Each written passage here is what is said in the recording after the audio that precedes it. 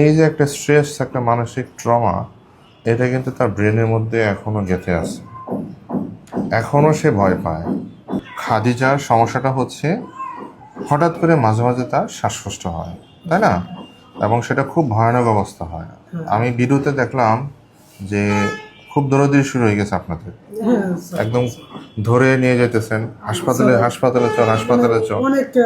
তবে এর পিছনে একটা গুরুত্বপূর্ণ হিস্ট্রি আছে, এবং আপনারা দেখলাম যে অনেক ডক্টরের কাছে যাচ্ছেন, কারণটা বোঝার চেষ্টা করতেছেন, বিভিন্ন রকম পরীক্ষা নিরীক্ষা করতেছেন, কিন্তু প্রকৃত রোগটা ধরতে পারতেছেন না।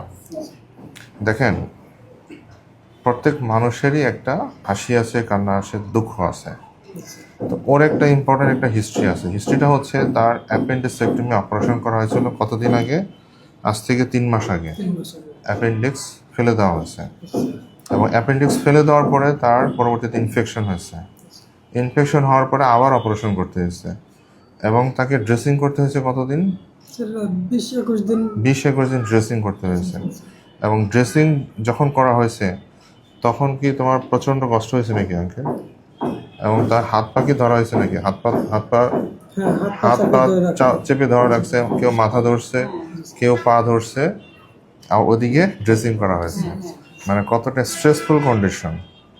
এবং এই যে একটা স্ট্রেস, একটা মানসিক ট্রমা, এটা কিন্তু তার ব্রেনের মধ্যে এখনো গেঁথে আছে, এখনো সে ভয় পায়। ওই দিনের কথা সে বেশি দিন হয় না তো, মাত্র 3 মাস।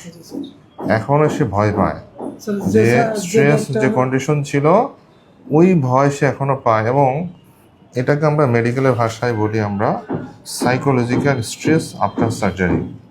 একটা অপারেশনের পরে তার কিছু সাইকোলজিক্যাল স্ট্রেস এখনো চলতেছে, সে এখনো ভয় পাচ্ছে।